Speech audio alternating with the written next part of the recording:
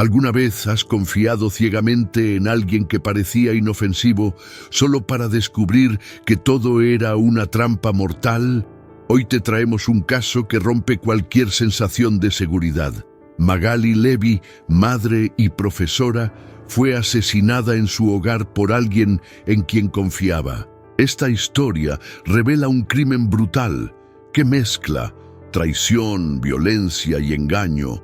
Un crimen real que hará que mires 2 veces a quien entra en tu hogar.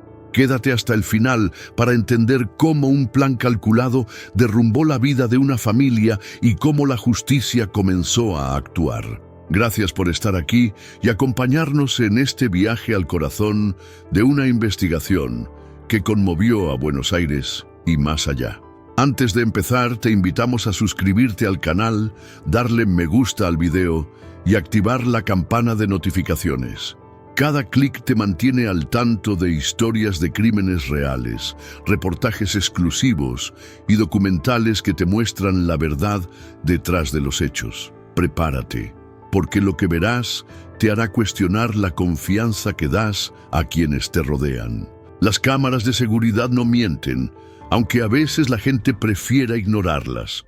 En este caso, fueron testigos mudos de la llegada de una mujer que se presentó como empleada doméstica. Su andar tranquilo, su tono amable y su sonrisa le daban un aire de confianza. 2 días después volvió, pero ya no venía sola. Un hombre se sumó al plan. Nadie en el edificio sospechaba que estaban presenciando el inicio de uno de esos crímenes reales que marcan a una comunidad. Cuando uno abre la puerta de su hogar, abre también un espacio de confianza. Es como cuando prestas tu coche a alguien. No piensas que lo usará para escapar de un robo, sino para ir a trabajar. Magali, con la buena fe que la caracterizaba, creyó en aquella mujer. Sin embargo, esa confianza sería utilizada como un arma. Aquí empieza a dibujarse un patrón que vemos en muchos casos criminales: la manipulación de la confianza. Lo más perturbador es que el engaño fue tan simple que parece sacado de una escena cotidiana. ¿Cuántas veces aceptamos a alguien en casa sin conocerlo del todo? Un plomero, un repartidor, alguien que dice traer un paquete. Nos acostumbramos tanto que bajamos la guardia. Esa naturalidad fue la que permitió que los intrusos entraran sin levantar sospechas. En la raíz de este crimen estaba la cotidianidad disfrazada. En los registros de video, el contraste es brutal. Primero se ve a Magali abrir la puerta como quien recibe a alguien en prueba, con cortesía. Luego, se ve a la misma mujer entrar otra vez, pero ahora con un hombre detrás. Como si nada, caminan hacia el interior del departamento. Esa tranquilidad aparente es la antesala de lo terrible. En muchos documentales sobre crímenes, esa calma previa al desastre suele ser la parte que más estremece. La comunidad judía en Recoleta no estaba acostumbrada a algo así. Es un barrio donde la rutina está marcada por la vida familiar, la escuela, las celebraciones religiosas. Y de repente, un crimen atroz irrumpe en ese entorno. Es como cuando en una película la música se corta de golpe. El silencio anuncia que algo está a punto de romperse. Aquí, lo que se rompió fue la sensación de seguridad. Vale la pena detenerse en la figura de la supuesta empleada doméstica. Ella no entró a la fuerza, sino con una sonrisa. Eso nos recuerda que el mal, muchas veces, no se presenta con aspecto amenazante. Si alguien te golpea la puerta de madrugada con un cuchillo en la mano, reaccionas. Pero si aparece con un delantal y una bolsa de compras, lo más probable es que no veas el peligro. Esa sutileza es parte del drama en muchos crímenes reales. Hay algo simbólico en que este crimen empezara con la entrada a un hogar. La casa es nuestro refugio, el lugar donde bajamos defensas. Por eso, cuando alguien logra infiltrarse ahí con engaños, la herida emocional es aún más profunda. La violencia no fue solo física, también fue psicológica. Esa ruptura deja secuelas que trascienden a una sola familia. Y en los casos criminales, ese eco social es lo que los vuelve inolvidables. Un ejemplo sencillo. Piensa en un barrio donde todos confían en la señora que vende pan en la esquina. Si un día resulta que esa misma persona organizó un robo, toda la dinámica de confianza cambia. Ya nadie vuelve a mirar igual al vecino. Así de corrosiva es la traición. Lo mismo pasó en Recoleta, donde esa fachada de empleada doméstica se convirtió en la máscara de un crimen planeado. El detalle que muchos no notan es la fecha. Apenas 2 días bastaron para que la farsa se consolidara. No fue un plan a largo plazo, sino un golpe calculado. Esa rapidez revela tanto la audacia como la frialdad de los responsables. Y deja la pregunta flotando. ¿Qué tan preparado está uno para detectar estas trampas? La mayoría, como Magali, no lo está. Esa vulnerabilidad humana es lo que explotan quienes cometen crímenes reales. Así comienza la historia, con imágenes de una rutina aparentemente normal que en realidad escondía un desenlace brutal. Como abrir un libro con portada luminosa que al pasar la primera página muestra un relato oscuro. Lo que sigue es aún más desconcertante, porque al conocer quién era Magali, la tragedia adquiere un peso humano que va más allá de las imágenes grabadas. Magali Yael Levy nació en 1997, en el seno de una familia judía de clase media que, como tantas, valoraba la educación y la vida comunitaria. Desde joven destacó por su simpatía y disciplina. Quienes la conocieron recuerdan que tenía esa mezcla rara entre dulzura y firmeza que inspira respeto. Creció en Recoleta, un barrio que combina tradición y modernidad. Su vida, hasta antes de la tragedia, parecía marcada por la estabilidad. Ser profesora en su antigua escuela bilingüe fue más que un empleo. Fue un círculo que se cerraba. Volver como maestra a las aulas donde había sido alumna era como mirar al pasado con ojos de futuro. Los chicos la querían, no solo por sus clases, sino por su forma cercana de enseñar.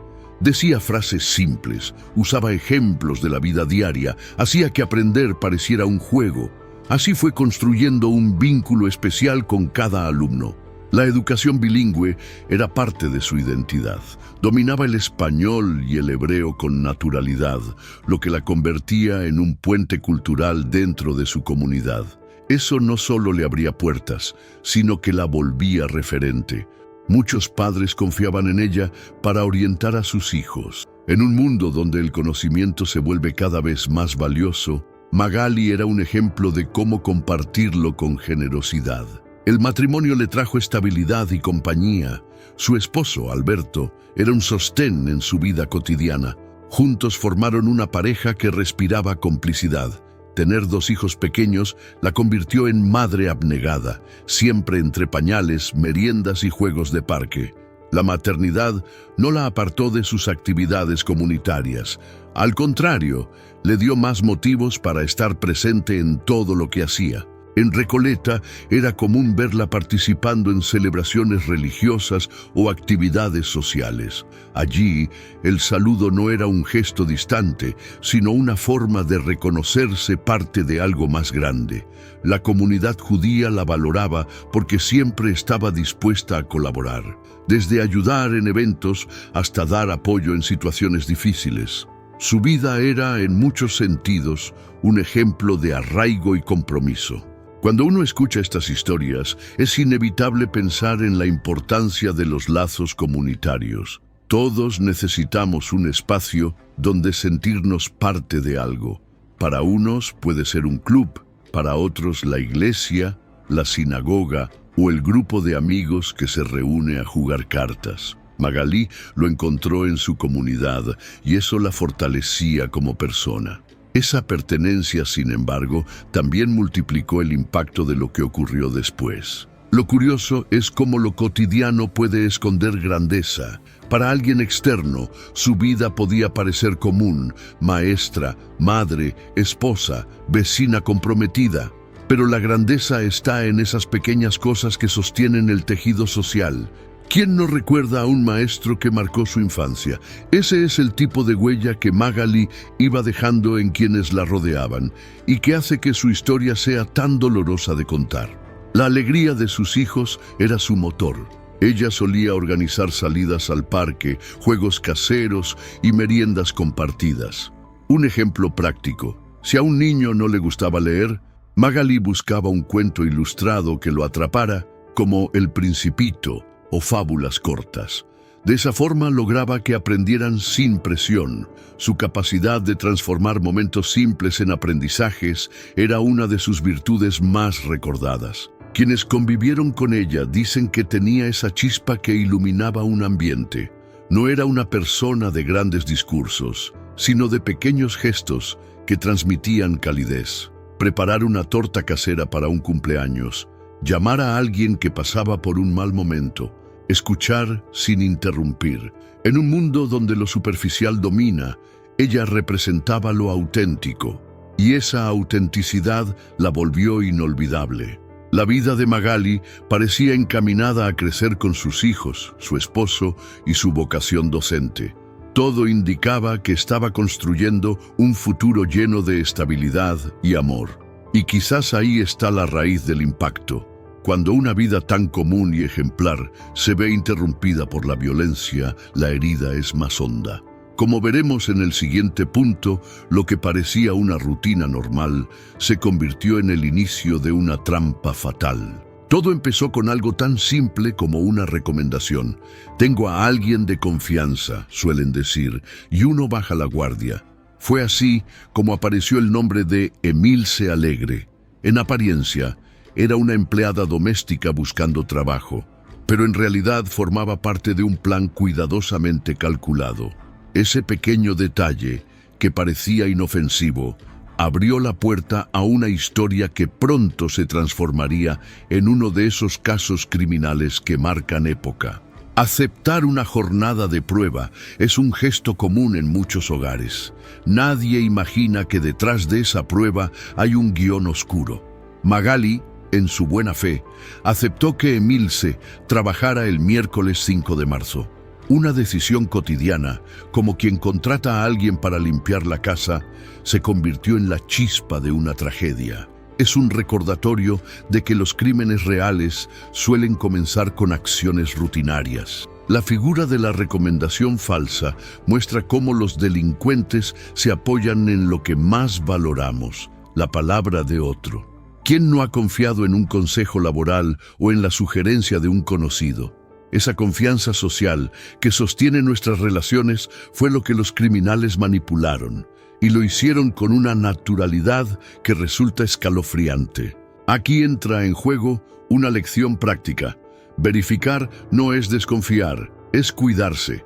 Hoy en día, antes de aceptar a alguien en casa, es posible pedir referencias verificables, revisar antecedentes laborales o incluso usar aplicaciones de confianza que existen en algunos países.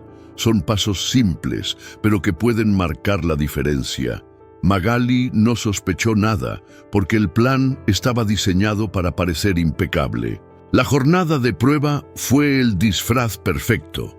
Emilce se movió como cualquier trabajadora, limpiando, preguntando, familiarizándose con el entorno. Todo parecía normal, pero lo que en realidad hacía era observar, detectar vulnerabilidades, memorizar dónde estaba cada cosa. Esa aparente rutina era parte del mapa delictivo que se estaba construyendo. Así es como operan muchos casos criminales, bajo la apariencia de lo común.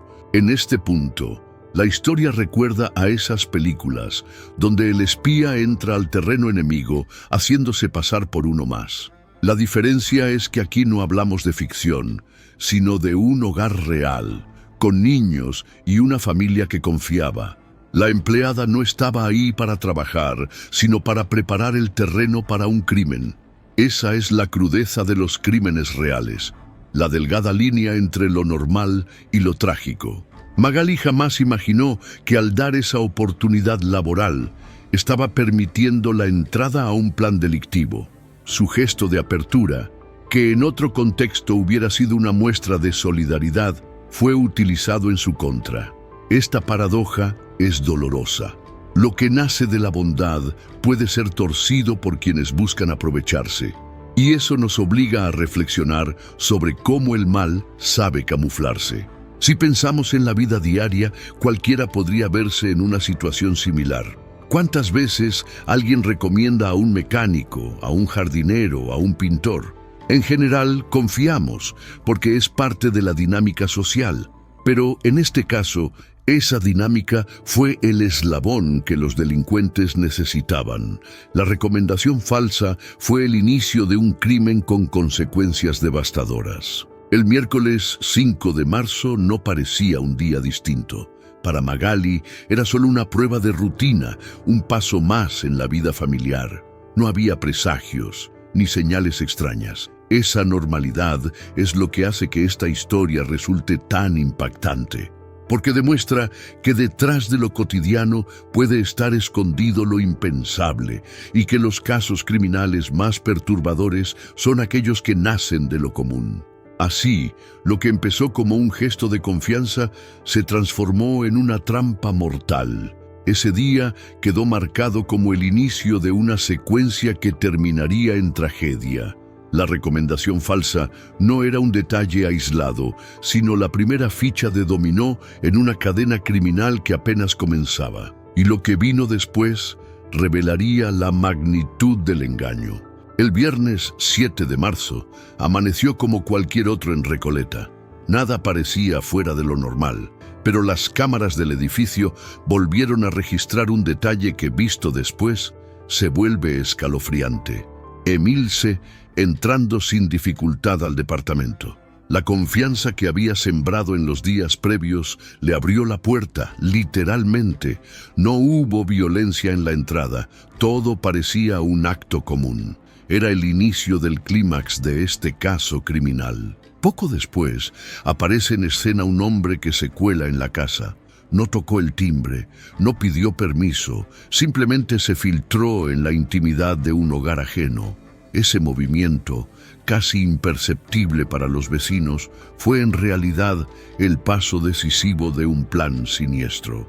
Lo que había comenzado como una falsa jornada laboral se transformaba en el momento en que la violencia dejaba de ser potencial para hacerse real. Mientras tanto, la vida seguía afuera con absoluta normalidad. Autos circulando, niños en la escuela, vecinos comprando en la panadería de la esquina. Adentro, en cambio, el tiempo se detenía para Magali.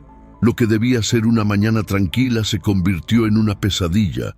Esa es una de las marcas de los crímenes reales, la brutal desconexión entre la vida cotidiana y el horror que ocurre en silencio. El desenlace fue devastador. Magali fue hallada muerta, amordazada, atada, con una bolsa en la cabeza. El detalle es escalofriante porque no habla solo de un asesinato, sino de un ensañamiento. No se trató de un robo que salió mal, sino de un acto planeado con una violencia que estremeció a todos. Este tipo de escenas son las que se quedan grabadas en la memoria de una comunidad, como cicatrices imposibles de borrar. Alberto, su marido, fue quien descubrió la escena. Había notado que Magali no recogió a los niños, algo absolutamente fuera de lo común en ella. Esa pequeña alarma lo llevó a regresar al hogar. Lo que encontró fue un choque brutal entre el amor y la muerte. Su compañera de vida, la madre de sus hijos, reducida a una víctima de un crimen atroz. Nadie se prepara para un impacto de esa magnitud. Pensemos en algo práctico. ¿Qué hacemos cuando alguien cercano no aparece en el momento esperado? Muchos pensamos que es un simple retraso, pero Alberto siguió su instinto y eso lo llevó a descubrir la verdad. Esta experiencia recuerda la importancia de no minimizar las señales pequeñas. A veces, un detalle, como que alguien no cumpla con una rutina muy marcada, puede ser un aviso. El hallazgo de Alberto no fue solo un momento personal de dolor, sino también el inicio oficial de la investigación. A partir de ese instante, el caso dejó de ser un misterio íntimo para transformarse en un asunto público. Las autoridades entraron en escena, la prensa comenzó a cubrir los hechos y la comunidad se sumió en la conmoción. Así suelen empezar muchos casos criminales que luego ocupan titulares. La imagen de Magali amordazada y atada golpeó fuerte en la sociedad. No era solo la muerte de una mujer, era la ruptura de un símbolo, la familia, la casa, la rutina. Cuando un crimen toca esos espacios, la indignación se multiplica. Lo doméstico dejó de ser seguro, y esa sensación de fragilidad caló hondo en Recoleta. Fue como si un velo de confianza se hubiera desgarrado de golpe. Ese día quedó grabado en la memoria colectiva como un punto de quiebre. El contraste entre la calma del exterior y la violencia del interior resulta casi cinematográfico, pero con consecuencias reales y dolorosas. Este crimen no solo dejó una víctima, dejó también un eco de miedo que se extendió más allá de los muros del departamento.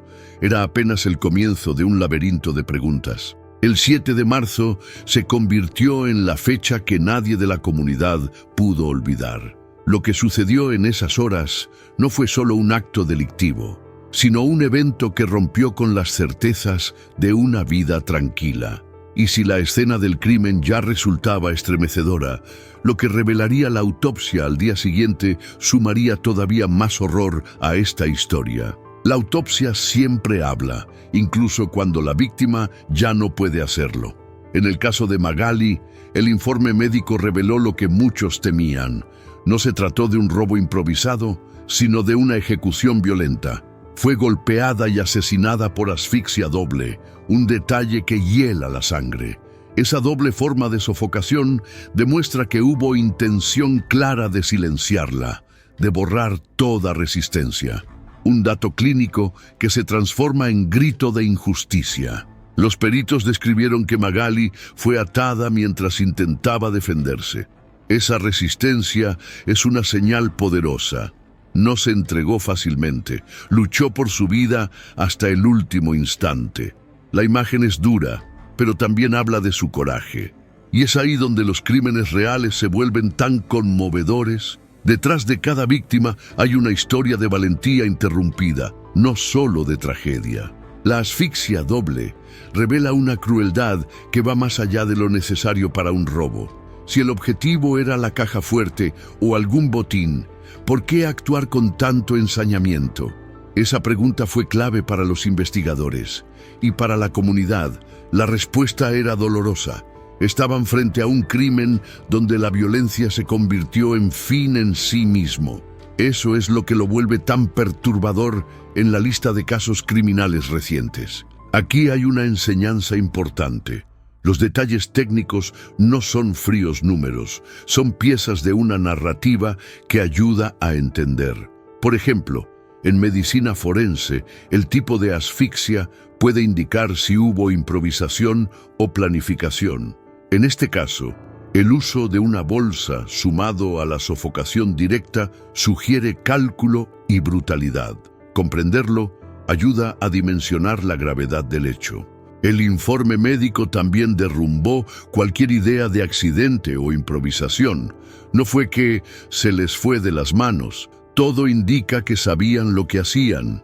Es como si la ciencia se convirtiera en un testigo neutral que dice la verdad sin adornos.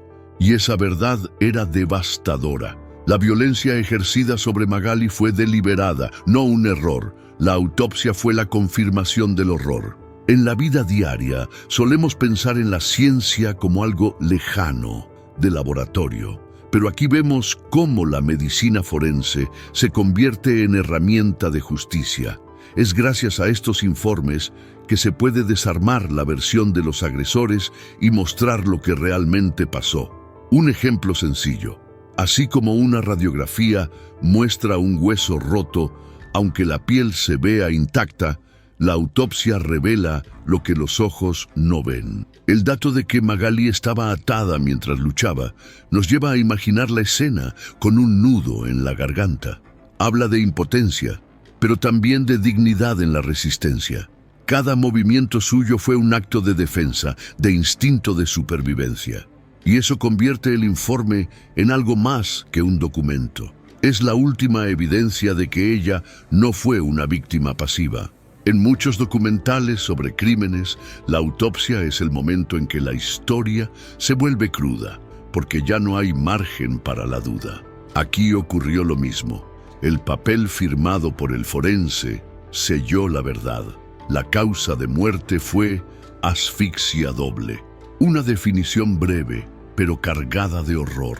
A partir de ahí, la investigación ya no era solo por homicidio, sino por un asesinato planificado con saña.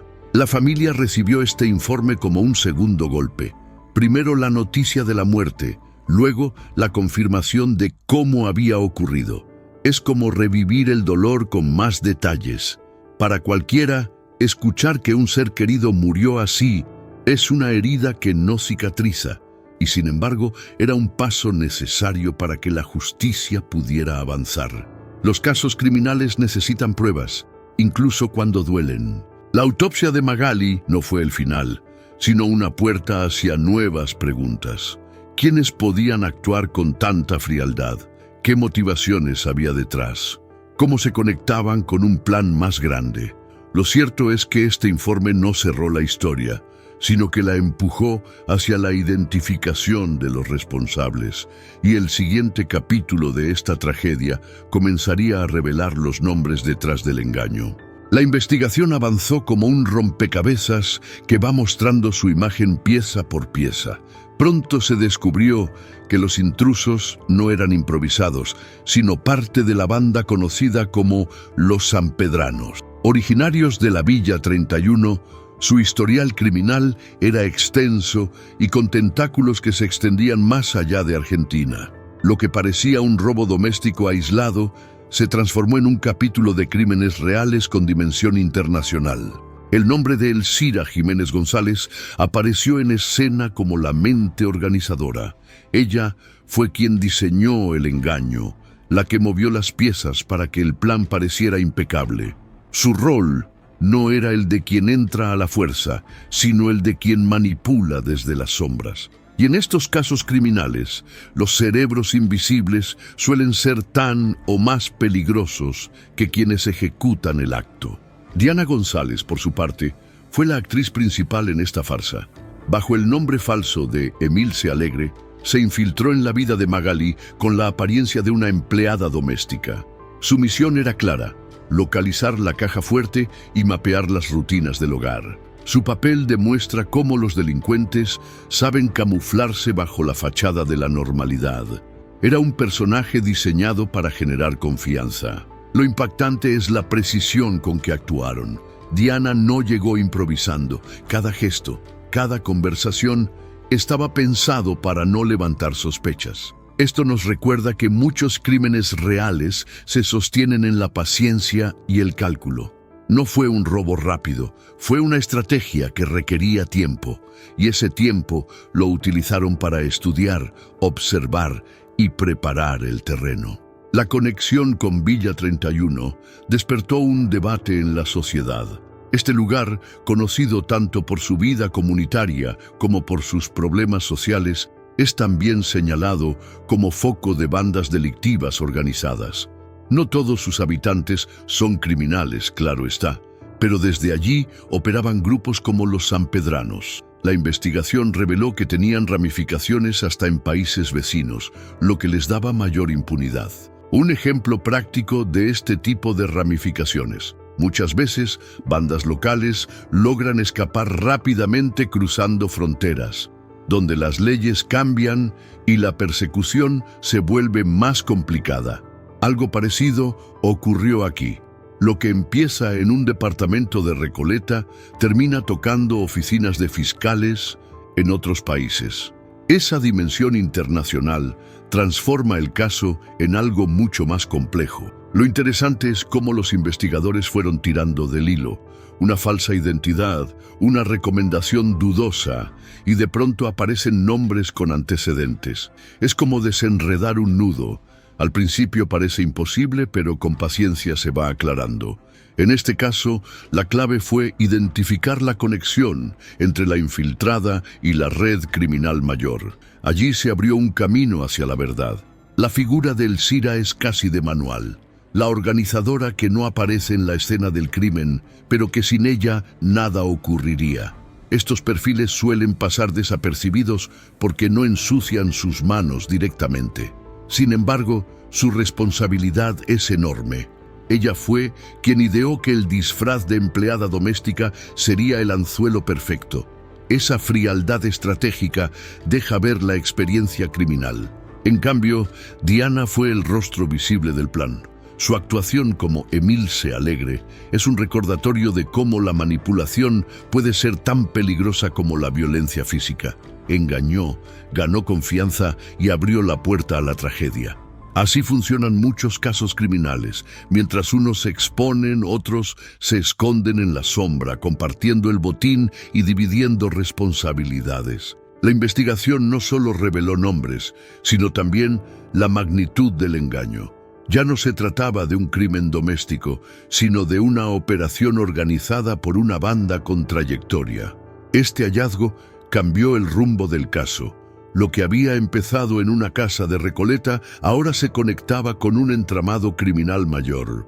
Y pronto, la persecución de estos responsables cruzaría fronteras. Las cámaras de seguridad son como testigos mudos que jamás mienten. En este caso, se convirtieron en piezas fundamentales para reconstruir cada instante de lo ocurrido en el edificio. Los registros muestran cómo los intrusos ingresaron con total naturalidad, como si fueran parte de la rutina del lugar. Nada en su postura hacía sospechar lo que estaba por suceder. Ese detalle nos recuerda que en muchos casos criminales, el disfraz más eficaz es la normalidad. Una vez dentro, las imágenes captan a la mujer que se había hecho pasar por empleada doméstica, guiando al hombre hacia el departamento de Magali. Ese recorrido, aunque breve, marcó la diferencia entre la confianza y la traición. En crímenes reales de este tipo, los minutos iniciales suelen ser decisivos. Basta con un gesto o una palabra para que la víctima abra la puerta sin sospechar. Y eso fue exactamente lo que sucedió aquí. Las cámaras no solo grabaron la entrada, también registraron la permanencia de los agresores. Horas dentro del departamento, un silencio extraño desde afuera, como si el tiempo se hubiera detenido en ese hogar. Los investigadores pudieron calcular el lapso en que Magali fue reducida y atacada. Eso aporta claridad en la reconstrucción, pero también deja un vacío sobre lo que ella debió soportar en esos momentos. Ese contraste entre lo que se ve y lo que no se escucha es perturbador. El video muestra a los intrusos moviéndose dentro del edificio, pero no puede captar los gritos ahogados, el forcejeo o el miedo de Magali. Esa es la limitación de las cámaras. Narran parte de la historia, pero lo más doloroso siempre queda fuera del alcance. Sin embargo, en este caso, los registros fueron claves para sostener el expediente judicial. Los intrusos no actuaron con improvisación. Las cámaras permiten ver cómo revisaron cada espacio, calculando movimientos con precisión. Abrieron cajones, recorrieron pasillos y se concentraron en localizar la caja fuerte. Este comportamiento es típico de grupos organizados en casos criminales. Saben qué buscan y cómo conseguirlo. No era un robo impulsivo, era un plan minuciosamente diseñado desde antes. Algo interesante es que, gracias a estas imágenes, la policía pudo identificar rutas de escape y tiempos de acción. Por ejemplo, observar cuánto tardaron en salir con bolsas en mano ayudó a estimar el tamaño del botín. Es como ver un rompecabezas. Cada segundo de grabación se convierte en una pieza para entender lo que pasó. Y así, poco a poco, se levantó el mapa del crimen. En muchos crímenes reales, las cámaras de seguridad se convierten en guardianes invisibles. Piensa en cualquier edificio moderno. Sin esos ojos electrónicos, todo quedaría en especulación. De hecho, si vives en un lugar con cámaras, un consejo práctico es aprender a revisarlas y guardar copias. A veces, tener un respaldo puede salvar no solo un caso judicial, sino también tu tranquilidad personal. Las imágenes revelaron además el nivel de frialdad de los agresores. Tras permanecer varias horas dentro, salieron sin apuro, como si hubiesen estado en una visita social. Esa actitud calculada demuestra cuán poco valor le daban a la vida que acababan de arrebatar. Este detalle hiela la sangre, porque no eran simples ladrones desesperados, eran criminales conscientes de cada paso. El recorrido registrado no solo sirvió para reconstruir lo ocurrido, sino también para reforzar hipótesis sobre complicidad interna. Los intrusos parecían conocer la estructura del edificio, sus tiempos y accesos. Eso levantó sospechas de que alguien pudo haberles dado información previa. En los casos criminales, siempre hay que mirar más allá de la escena. Las conexiones ocultas suelen ser tan peligrosas como los hechos visibles. Lo más inquietante de todo es que, aunque las cámaras revelan mucho, no revelan todo, y ese vacío obliga a imaginar lo que no se grabó. La lucha silenciosa, la desesperación, la injusticia vivida dentro de ese departamento. Pero ese vacío no queda cerrado, porque las imágenes serán justamente el puente hacia el siguiente paso de la investigación, que se apoyará en pruebas forenses y testimonios para completar el rompecabezas. Cuando un crimen trasciende fronteras, la justicia enfrenta un reto mayor. Así ocurrió tras el asesinato de Magali.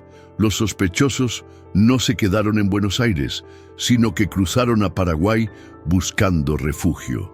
Esa huida no fue casualidad, sino parte de una estrategia de escape que muchos grupos criminales repiten en distintos casos criminales. El objetivo es siempre el mismo: ganar tiempo y esquivar el alcance de la ley. La captura de Iván Jiménez González, ocurrida el 3 de abril de 2025 en San Pedro del Paraná, marcó un punto de inflexión. No fue un arresto improvisado. Detrás hubo coordinación internacional, intercambio de información y seguimiento preciso. En crímenes reales de gran impacto, estas operaciones muestran cómo la cooperación entre países puede derrumbar las fronteras que protegen a fugitivos. La justicia, aunque lenta, avanza con firmeza. En el operativo no solo cayó Iván, sino también objetos clave del botín: ropas, pertenencias y rastros materiales que lo vinculaban directamente al hecho. Para los investigadores, estas piezas son como migajas en un camino. Prueban presencia, confirman participación y fortalecen la causa. De nada sirve detener a alguien si no hay pruebas sólidas, y en este caso, los allanamientos fueron un éxito. Lo interesante es cómo el hallazgo de objetos robados conecta lo abstracto con lo concreto. Muchas veces, la palabra de un testigo puede flaquear, pero una prenda de la víctima en manos del acusado no deja lugar a dudas. En la vida real, es como cuando alguien promete algo, pero solo se lo crees cuando te lo muestra. La evidencia material es ese mostrar que cambia todo en un proceso judicial. 5 días después, el 8 de abril, ocurrió algo inesperado. Osmar Al-Karim Brites decidió entregarse. Esa decisión puede parecer sorprendente, pero en el mundo de los casos criminales es común que algunos implicados se entreguen para negociar beneficios judiciales. No siempre es arrepentimiento, muchas veces es cálculo frío. Entregarse puede significar reducir condena, evitar represalias o incluso proteger a la familia. El contraste entre Iván, detenido a la fuerza, y Osmar, que se entregó voluntariamente, habla de dos mentalidades distintas. Uno se resistió hasta el final, el otro midió sus cartas y decidió bajar la guardia. Esa diferencia en la actitud revela que no todos dentro de un mismo grupo piensan igual. En la vida, incluso entre amigos, se nota: unos apuestan por la confrontación, otros prefieren negociar. La entrega de Osmar también reforzó la idea de que la presión policial estaba dando resultados. Cuando un prófugo ve caer a sus compañeros y siente que lo buscan en cada rincón, el miedo se convierte en el mejor incentivo para rendirse. Es como cuando un jugador de ajedrez ve que su rey está acorralado. No importa cuántos peones queden, sabe que el jaque mate es inevitable. Estos dos arrestos enviaron un mensaje claro a la sociedad: la impunidad no es eterna. En muchos crímenes reales, la comunidad queda con la sensación de que los culpables desaparecen sin castigo. Pero cuando llegan noticias de capturas en otro país, renace la confianza en la justicia. Para la familia de Magali, aunque nada devolverá su vida, al menos significó que los responsables comenzaban a rendir cuentas. Además, la cooperación internacional en este caso puso sobre la mesa un tema importante: la globalización del delito. Las bandas ya no actúan en un solo barrio ni en una sola ciudad. Cruzan fronteras como si fueran líneas imaginarias en un mapa. Por eso, los países deben aprender a trabajar juntos, porque los casos criminales modernos no entienden de fronteras. Sin embargo, aunque las capturas fueron un avance, la historia no se detiene allí. Porque si bien algunos cayeron, otros siguieron prófugos, manteniendo abierto el círculo de la impunidad. Y es justamente allí, en esa tensión entre lo que se logra y lo que falta, donde la investigación se prepara para dar el siguiente paso que conecta directamente con el futuro del caso.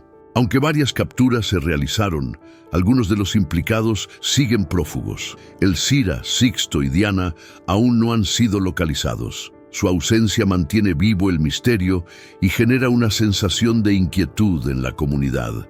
La búsqueda no cesa, y la Fiscalía Nacional continúa coordinando esfuerzos con autoridades paraguayas. Esta colaboración internacional es clave para cerrar el círculo de responsabilidades. El caso sigue abierto y activo, con investigaciones que no solo buscan a los prófugos, sino también otras posibles conexiones delictivas.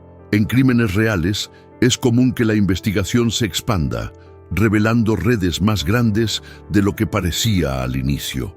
Cada nuevo hallazgo permite reconstruir la cadena de eventos y entender mejor la magnitud del crimen. El asesinato de Magali generó alarma social inmediata, no solo por la brutalidad del hecho, sino también por cómo se utilizó un rol cotidiano, el de la empleada doméstica, como señuelo criminal.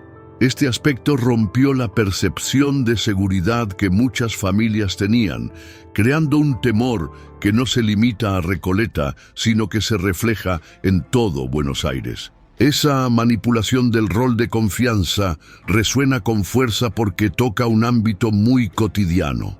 La idea de que alguien que parece familiar pueda ser parte de un plan criminal afecta la confianza en trabajadores domésticos honestos. En este sentido, el crimen no solo destruyó una vida, sino que generó un efecto social colateral que aún persiste.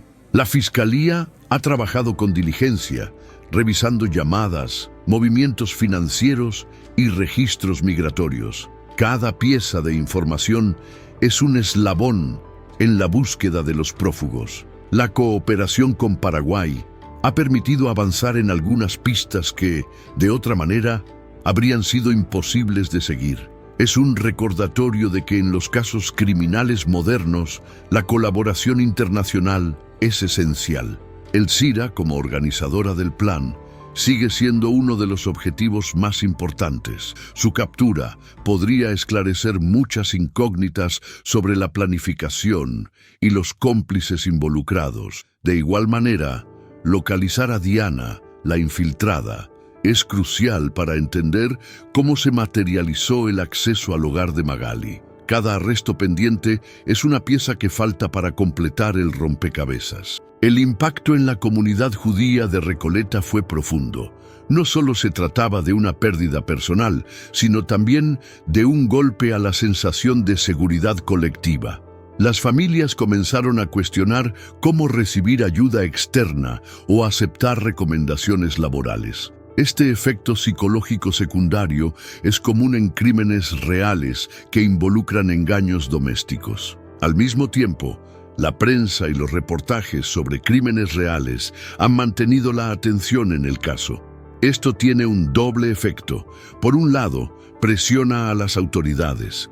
Por otro, recuerda a la sociedad la vulnerabilidad de lo cotidiano. Los medios se han convertido en un aliado involuntario para mantener las investigaciones activas. La experiencia también ha generado conciencia sobre la importancia de la verificación y la prudencia en la contratación doméstica. Muchos hogares han comenzado a implementar protocolos más estrictos para nuevas contrataciones, inspirados por lo que ocurrió con Magali.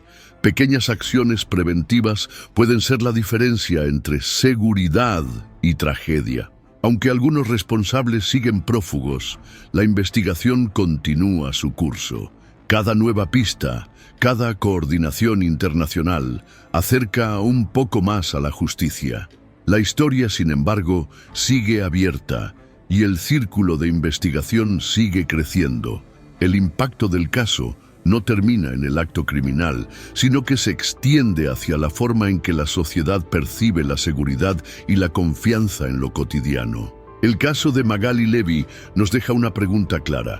¿A quién realmente podemos confiar? Este crimen muestra que incluso lo cotidiano puede esconder peligro. Déjanos tu comentario. ¿Cómo protegerías a tu familia de algo así? Queremos saber tu opinión. No olvides que los crímenes reales afectan a todos, rompen la confianza, alteran la vida y dejan cicatrices. Comparte este video para que más personas estén alerta y aprendan de esta historia. Si quieres conocer más casos criminales con detalle y reconstrucción de los hechos, suscríbete al canal y activa la campana de notificaciones. Así, no te perderás ninguna historia que puede salvar vidas. Tu me gusta, tu comentario y tu suscripción hacen la diferencia.